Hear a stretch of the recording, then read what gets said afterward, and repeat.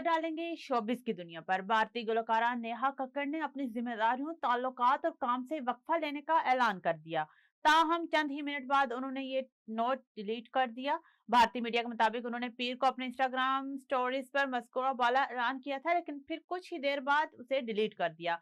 भारतीय रियासत उत्तराखंड से ताल्लुक रखने वाली 37 साल गुलकारा को चंद हफ्ते कबल अपने गाने कैडी शॉप की वजह से उन्हें शदीद तनकीद और ट्रोलिंग का सामना करना पड़ा था, जिसके बाद उन्होंने ऐलान किया कि वो कुछ वक्त के लिए वक्फा लेंगी। मारूफ हॉलीवुड अदाकार जॉनी डीप की बेटी लिली रोज डीप ने सोशल मीडिया की दुनिया में एक बड़ी कामयाबी हासिल कर ली। मीडिया रिपोर्ट्स के मुताबिक लिली डीप सबसे ज्यादा कमाई करने वाली जेनजी इन्फ्लुएंसर बन गई हैं। हालिया रिपोर्ट्स में ये बात सामने आई है कि लिली रोज एक इंस्टाग्राम पोस्ट की एवज औसतन 11,324 पाउंड कमाती हैं, जो इन्हें इस फहरिस्त में सहर फहरिस्त बनाता है।